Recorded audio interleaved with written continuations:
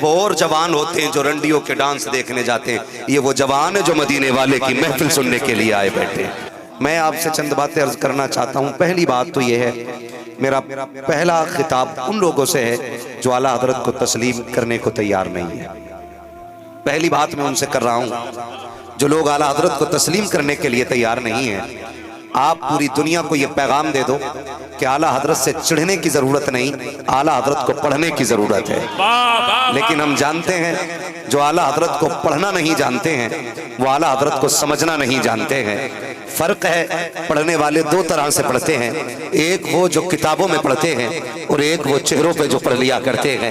میں نے بریلی میں آج سے تقریباً 9 سال پہلے تقریر میں کہا تھا، جب میں وہاں پڑھتا تھا اور امام بھی تھا، تب میں نے کہا تھا کہ مجھے حیرت ہوتی ہے 1.5 فٹ کی ٹوپی لگانے والے ملوں پر جو کہتے ہیں اعلیٰ حضرت کو اعلیٰ حضرت کیوں کہا جاتا ہے۔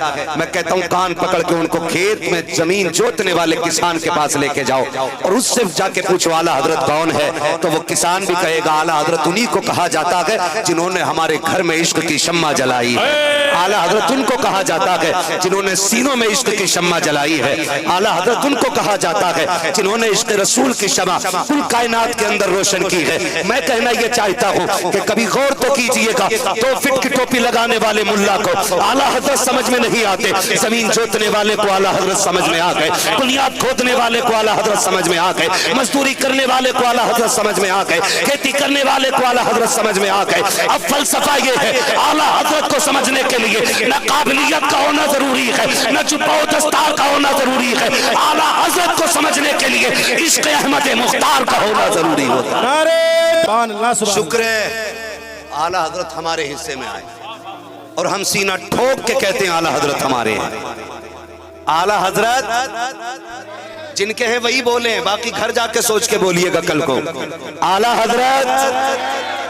ایک ایک ہاتھ دیکھ لو تاکہ پتہ چل جائے وہ اور جوان ہوتے ہیں جو رنڈیوں کے ڈانس دیکھنے جاتے ہیں، یہ وہ جوان ہے جو مدینے والے کی محفل سننے کے لیے آئے بیٹھے ہیں۔